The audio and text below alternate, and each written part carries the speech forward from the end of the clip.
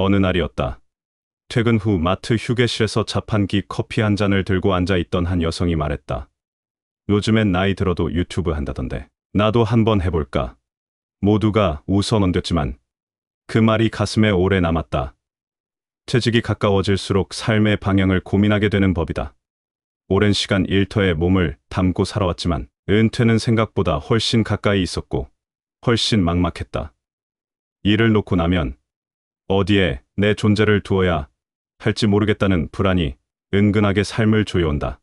그런 상황에서 새로운 도전을 시작하는 이들이 있다. 그것도 유튜버라는 전혀 다른 세계로의 발걸음이다.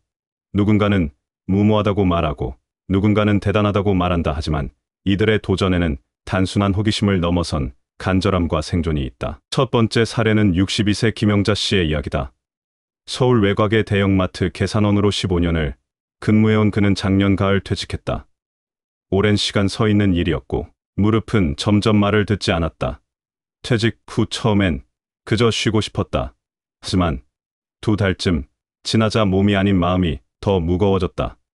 소속이 없다는 것, 수입이 없다는 것, 세상과 단절된 느낌이 하루하루를 고요한 우울로 만들었다. 그때 유튜브 이야기가 들려왔다. 처음엔 말도 안 된다고 생각했지만 가족들과의 통화 중 손주가 스마트폰으로 영상 편집을 해주는 모습을 보고 생각이 바뀌었다. 김 씨는 자신이 자주 가던 전통시장을 배경으로 유튜브를 시작했다. 할매의 장바구니 일기라는 이름으로 매일 저렴한 장보기 팁과 계절 음식 소개 영상을 올렸다. 처음엔 조회수가 2자리를 넘기기 어려웠지만 어느 날 김치 담그는 영상이 뜻밖의 인기를 끌며 구독자가 늘기 시작했다. 김 씨는 말했다. 돈도 좋지만 누군가 내 얘기를 듣고 있다는 사실이 제일 기쁘다고. 두 번째 사례는 60세 정종수 씨다. 마트 물류창고에서 근무하며 청소와 정리를 맡아온 그는 퇴근 후 조용히 스마트폰을 들여다보는 것이 유일한 낙이었다. 기술에도 관심이 많고 새로운 기기에 호기심도 많은 그는 퇴직 이후 시간이 많아지자 유튜브로 전자제품 리뷰를 시작했다. 문제는 장비와 편집이었다. 그는 집에 있는 오래된 노트북과 스마트폰으로 겨우겨우 시작했다. 초반에는 영상이 흔들리고 소리가 어긋나는 등 아마추어 티가 났지만 오히려 그 투박함이 중장년층 구독자들에게는 진정성으로 다가왔다. 특히 저가 스마트폰이나 실버 세대를 위한 전자제품 사용법을 다룬 영상이 인기를 끌었다. 정 씨는 구독자 수보다 댓글이 힘이 된다고 말했다. 나도 이 제품 샀는데 고장 날까 걱정됐다며 고맙다는 댓글이 올 때마다 자신이 쓸모 있는 존재라는 생각이 들었다고 했다. 그는 이제 월 수입이 크지는 않지만 마트 월급의 절반 정도는 벌고 있으며 유튜브는 그의 새로운 직장이자 삶의 활력소가 됐다. 세 번째 사례는 59세 조윤자 씨다. 조 씨는 마트 식품 코너에서 20년 넘게 근무했지만 작년 건강 악화로 조기 퇴직했다. 갑작스런 퇴직 후 몸보다 마음이 더 병들어갔다. 무기력함과 무용감이 그녀를 눌렀고 하루에도 몇 번씩 이 나이에 뭘 할 수 있을까를 되뇌었다. 우연히 자녀가 보여준 중년 여성 유튜버 영상을 보며 그녀는 처음으로 웃었다. 그때부터 유튜브에 관심을 갖기 시작했다. 그녀가 선택한 콘텐츠는 자신이 30년 가까이 해온 집밥 레시피였다. 손글씨로 쓰던 레시피 노트를 펼쳐 스마트폰 카메라 앞에 앉았다. 우리 엄마의 밥상이라는 이름으로 시작한 유튜브 채널은 처음엔 가족들만 보던 소소한 기록이었다. 그러나 매일 정성껏 찍은 영상에 진심이 담기자 중년 여성들 사이에서 입소문이 났다. 조 씨는 요즘 하루하루가 바쁘다. 장 보러 나가고 요리하고 영상 찍고 편집하다 보면 어느새 하루가 끝난다. 우울감은 줄어들었고 이제는 내일이 기회된다고 말한다. 이들의 공통점은 단순히 유튜브를 직업으로 선택한 것이 아니다. 퇴직 이후 삶의 방향을 찾고자 했고 새로운 존재 가치를 확인하고 싶었던 것이다. 예전 같으면 은퇴한 나이에 무언가를 새로 시작한다는 건 낯선 일이었지만 지금은 그 나이가 새로운 출발선이 되기도 한다. 물론 기술적인 한계나 체력의 어려움은 존재한다. 하지만 그보다 더 큰 장애물은 자신감의 부족이었다. 이들 모두 시작하기 전까지는 주저했고 두려워했다. 하지만 첫 영상을 올리고 처음 구독자가 생기고 첫 댓글이 달릴 때 마음이 움직이기 시작했다. 마치 다시 사회와 연결되는 느낌이었다고 한다. 유튜브가 만병통치약은 아니다. 수익이 불안정하고 지속적인 콘텐츠 생산의 압박도 있다. 특히 나이 든 창작자들에게는 체력적 한계도 무시할 수 없다. 그러나 은퇴 이후 삶의 단절을 겪는 이들에게 유튜브는 단순한 취미를 넘어선 창구다. 나이와 상관없이 자신을 표현하고 다른 이들과 소통할 수 있는 장이다. 무엇보다도 이 시대 중년과 노년에게 가장 필요한 건 수입만이 아니라 자신이 여전히 쓸모 있는 존재라는 자각이다. 유튜브는 그 통로 중 하나가 되어주고 있다. 60세 마트 직원의 유튜버 도전은 단순한 유행이 아니다. 삶을 이어가는 방식이고 존재를 증명하는 방법이다. 우리는 나이를 핑계로 많은 것을 포기하며 살아왔지만 지금은 다르다. 기술은 누구에게나 열려 있고 세상은 다양한 목소리를 필요로 한다. 이제 유튜브는 젊은이들의 전유물이 아니다. 삶을 살아온 시간만큼의 깊이와 진심이 담긴 콘텐츠는 또 다른 공감을 만들어내고 있다. 그리고 그 공감은 누군가의 하루를 바꾸고 새로운 삶을 시작하게 한다. 늦었다고 생각한 그 순간이 어쩌면 가장 빠른 출발점일 수 있다. 이 나이에 유튜버란이라는 말엔 자조와 도전이 함께 섞여 있다. 한때는 퇴직 후 조용히 쉬면서 남은 인생을 보내는 게 자연스러운 흐름처럼 여겨졌지만 지금은 다르다. 노후에도 돈이 필요하고 또 소속감도 필요하다. 무엇보다 예전과 다른 점은 기술이 노년을 소외시키지 않는다는 사실이다. 스마트폰만 있으면 누구나 콘텐츠를 만들 수 있고 세상과 연결될 수 있다. 유튜버가 된 60대 마트 직원들의 이야기가 감동적으로 들리는 이유는 단순히 새로운 일을 시작했다는 데 있지 않다. 그들은 자신의 경험과 일상을 나누며 다시금 살아있다는 감각을 회복하고 있기 때문이다. 많은 중장년들이 퇴직 후 겪는 가장 큰 문제는 역할 상실감이다.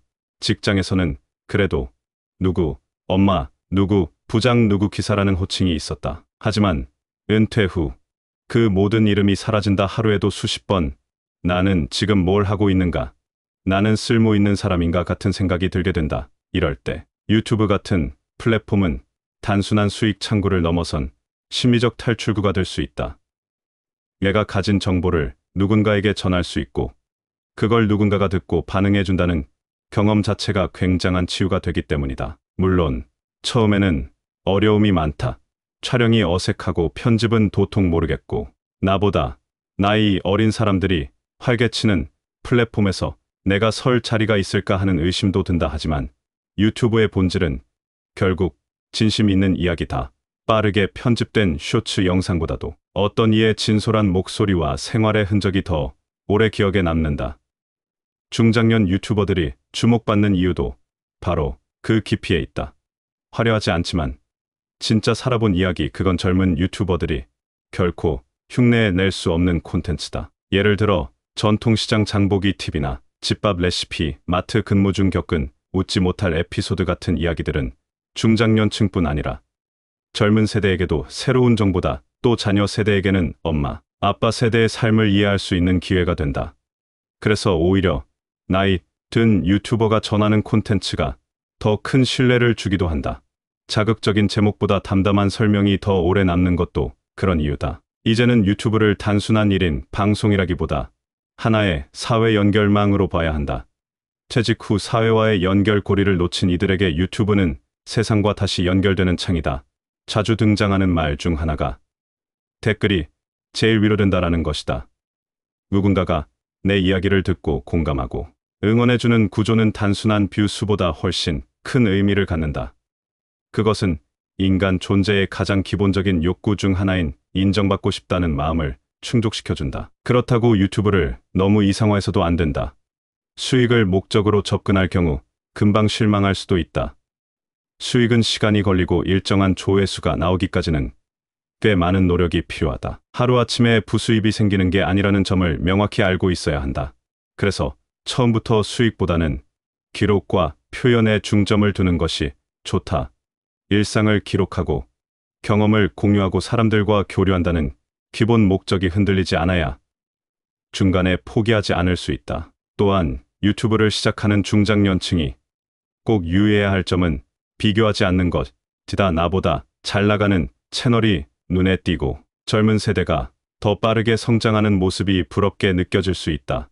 하지만 각자의 속도와 방향이 다르다는 것을 잊지 말아야 한다. 유튜브는 구독자 수나 수익보다도 얼마나 꾸준히 자신만의 이야기를 해나가느냐가 중요하다.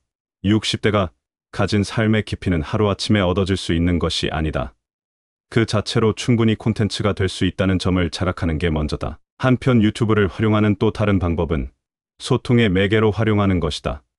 예를 들어 자신과 같은 세대 혹은 같은 고민을 안고 있는 사람들과의 연결을 통해 오프라인 모임으로 발전시키는 경우도 있다. 어떤 이는 유튜브를 통해 요리 교실을 열었고 어떤 이는 글쓰기 모임을 만들었다.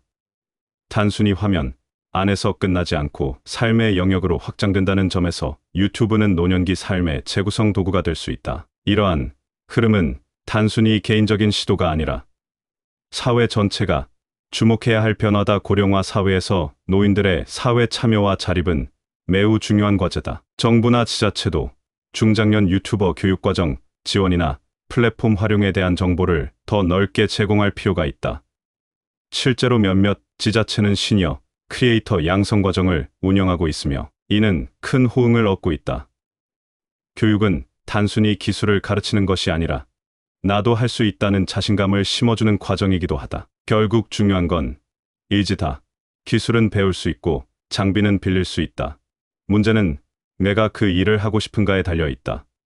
어떤 이들은 시작함부터 포기하지만 어떤 이들은 해본 다음에 비로소 느낀다. 이게 나에게 맞는 일인지 아닌지. 그 판단은 직접 경험해보지 않으면 알 수 없다. 그래서 늦었다고 생각하지 말고 지금이라도 스마트폰을 켜보는 것, 그게 첫걸음이 될 수 있다. 유튜버가 된 60세 마트 직원들의 도전은 단순한 이야깃거리가 아니다. 그건 지금을 살아가는 우리가 어떻게 나이 들고 어떻게 의미 있게 살 것인가에 대한 대답이다. 그리고 이 흐름은 점점 더 많은 이들에게 영감을 줄 것이다. 결국 나이는 숫자에 불과하다는 말이 이토록 현실적으로 다가온 적은 없었다. 그들이 보여주는 삶의 방식은 지금 이 순간에도 누군가에게 나도 할 수 있을까라는 용기를 건네고 있다. 이 나이의 유튜버라니 그 말 끝에는 늘 새로운 시작이 숨어 있다.